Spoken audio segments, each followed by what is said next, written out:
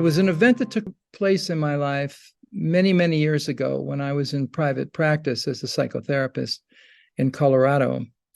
And it all started out quite or in an ordinary way. I got in my car and I was headed to work that day. I was going to go see clients. And my mind was preoccupied with, okay, who am I seeing and what am I going to be helping people with today? And how does that look? So I'm organizing the day in my mind.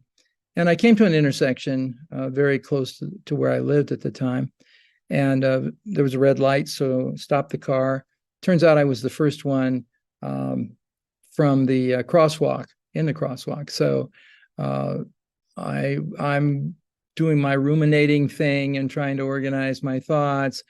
And I noticed that in my peripheral vision to my right, that there were some people in the crosswalk now, and they were crossing the street. That's what you do. And so I didn't think much about it. It didn't deter me from continuing to think about my day and organize it. But as the people got closer to the front of my car, I noticed it was a small group of people.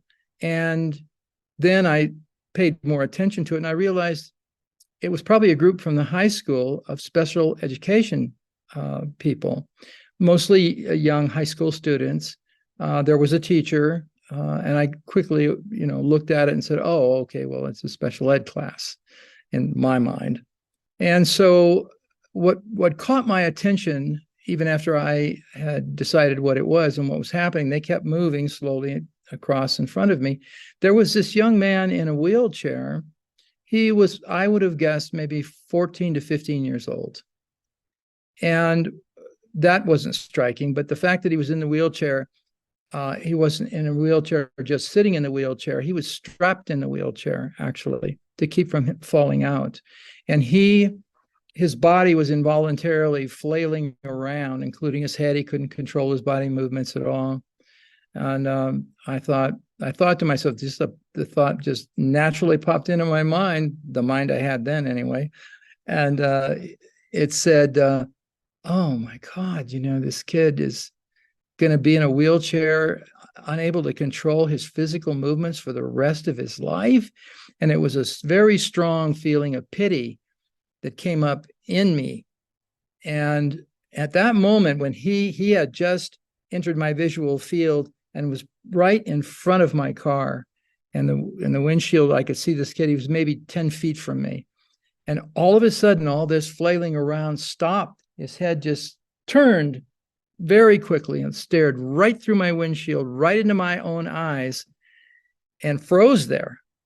And I was a little stunned because he's now staring at me. And then I hear a voice in my head that isn't me that says, "Don't feel sorry for me. I chose this body.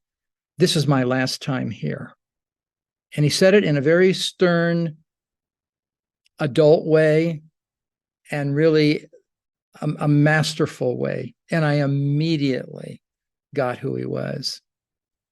And I heard these words come out of my mouth spontaneously. I said, "Namaste, Master.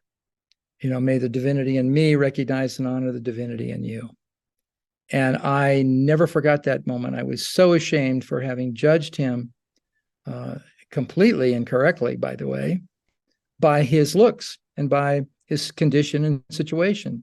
But he had come in to this lifetime to do his last incarnation. And he came in practicing not needing his body, not counting on his body and all the normal social interactions and all that stuff that bodies give us an opportunity to experience. And I was just, from that moment on, I never saw anyone, especially my clients, as broken, because you're judging the book by its cover, as they say. Not a good idea. Mm-hmm. So that gave me a gift of humility and curiosity and reverence for the people that I saw, no matter what their condition, no matter what their story was about their life experiences, and no matter how victim-like they felt and conveyed to me that their lives had created that. Here's a master, a spiritual master, who chose this body in order to practice not needing it for his last incarnation. I mean, I still get chills when I think about that because it was so present, and the message so deep and so profound. And it's so affected me that it's affected PSYCH-K, because we look at PSYCH-K from a facilitator point of view as nobody's broken. This is just a condition or a situation that a person has not yet been able to address, and more importantly, learn the lessons that come with these adverse conditions. We think of them that way, but what they really are messengers, spiritual messengers. And he chose that because that's what he needed in this final incarnation. I mean, I was just so grateful. I had such a transcendent kind of day with my clients, and I've never looked back.